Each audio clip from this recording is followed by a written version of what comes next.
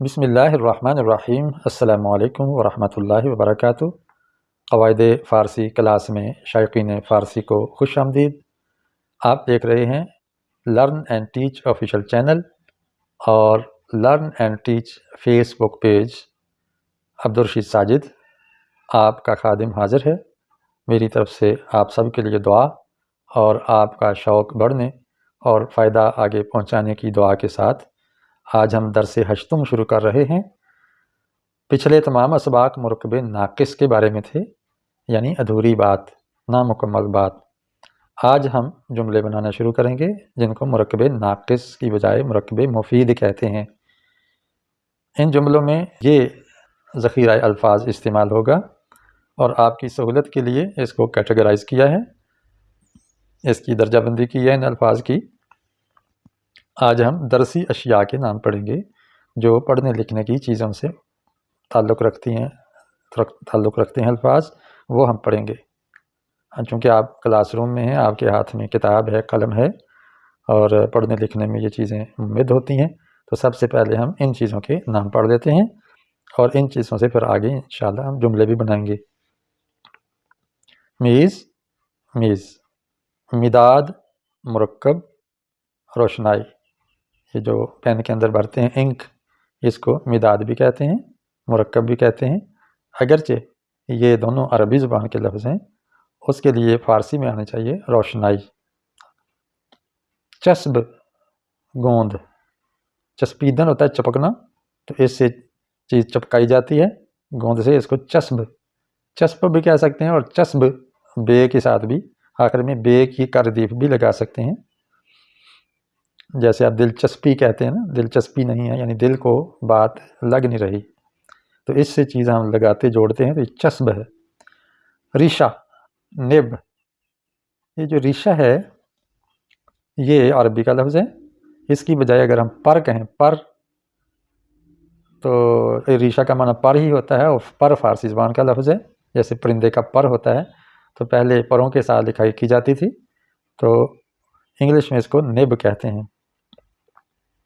قلم، قلم، اس کی فارسی خامہ بھی آتی ہے، خامہ، بلکہ قلم تو عربی کا لفظ ہے جبکہ خامہ یہ فارسی کا لفظ ہے۔ جیسے کہتے ہیں خامہ فرسائی، یعنی قلم گھسانا، لکھنے کو خامہ فرسائی کہتے ہیں، قلم گھسا کر ہم لکھتے ہیں۔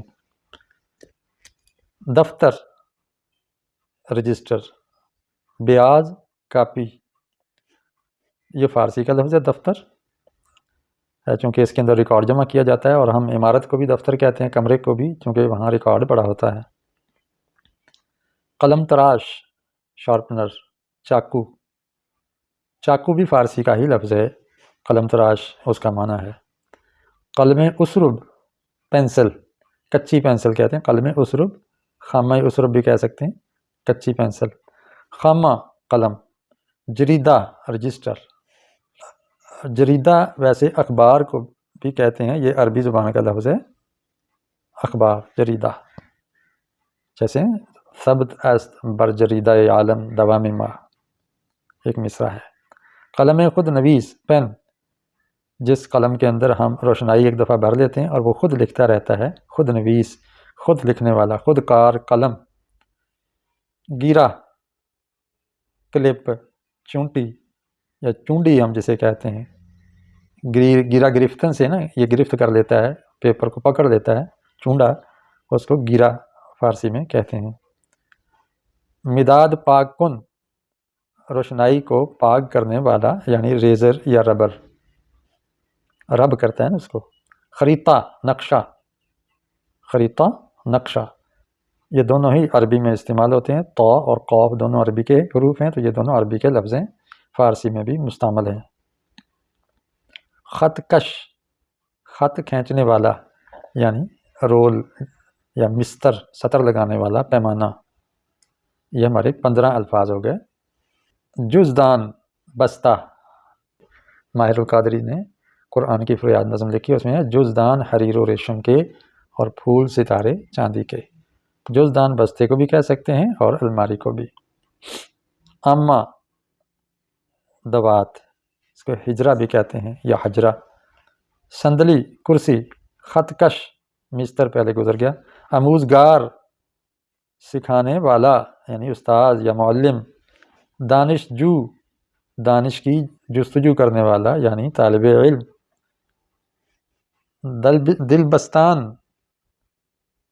دل لگانے والا یعنی پرائمری اسکول، کیونکہ یہ پلے گروپ کی کلاسیں ہوتی ہیں چھوٹے بچوں کا، وہاں اصل میں تعلیم کی طرف دل ہی لگایا جاتا ہے چھوٹے اسکول میں، اس لیے اس کو دل بستان کہہ دیا گیا۔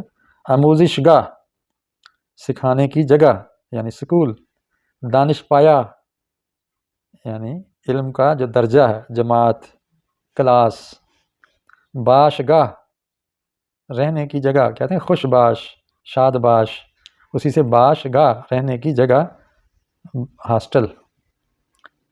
دبیرستان ہائی اسکول، دبیر کہتے ہیں ٹیچر کو، استاذ کو فارسی میں، استان ہوتی ہے جگہ، دبیرستان یعنی جہاں اساتذہ ہوتے ہیں، تو اس کو ہائی اسکول کے لیے یہ فارسی اصطلاح ہے۔ دانشکدہ یعنی علم کا گھر، کالج کے لیے یہ دانشکدہ آتا ہے۔ دانشگاہ کا معنی بھی علم کا گھر ہے، لیکن یعنی علم کی جگہ، تو یہ یونیورسٹی کے لیے دانشگاہ اور کالج کے لیے دانشکدہ کا لفظ آتا ہے۔ مقوا گتا، چونکہ یہ قوی ہوتا ہے، مضبوط ہوتا ہے۔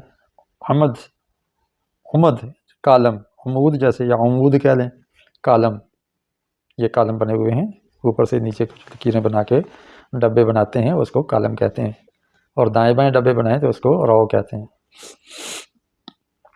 این یہ، آن وہ، یہ اس میں اشارہ ہے۔ اینجا یہاں، آنجا وہاں، آن میں نے وہاں وہ، اور جا جگہ، این یہ، جا جگہ، یہ جگہ یعنی یہاں، آنجا وہ جگہ یعنی وہاں۔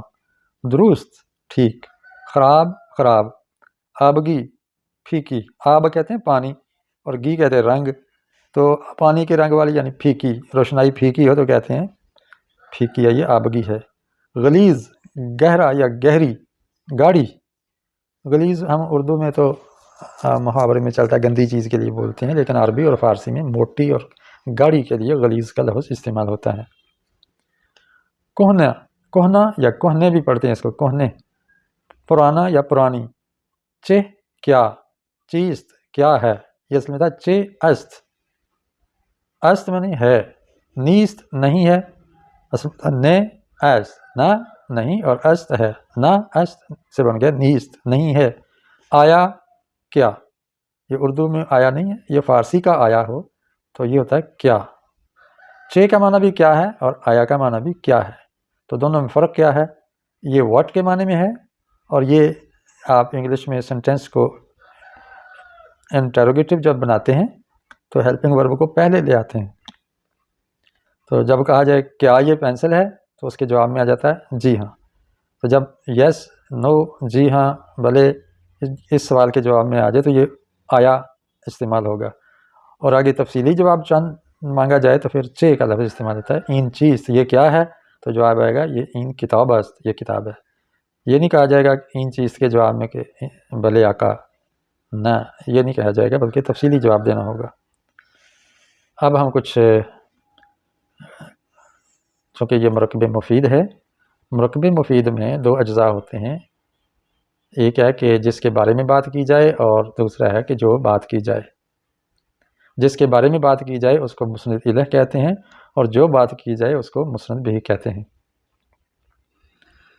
قواعد: الفاظ کا ایسا مرکب جو پوری بات بتائے مرکب مفید کہلاتا ہے، جسے جملہ بھی کہتے ہیں، جسے جملہ بھی کہتے ہیں۔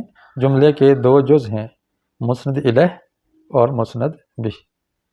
جس کے بارے میں کچھ بتایا جائے اسے عربی میں مبتدا اور مسند الیہ یا مخبر عنہ یا اخبار عنہ کہتے ہیں، اور مسند بہ جو کچھ کسی کے بارے میں بتایا جائے اسے مسند بہ کہتے ہیں، اور عربی قواعد میں اسے خبر کہتے ہیں، تو یہ مبتدا خبر مل کے جملہ خبریہ بن جاتا ہے، یا مسند الیہ اور مسند بہ مل کے جملہ خبریہ بن جاتا ہے۔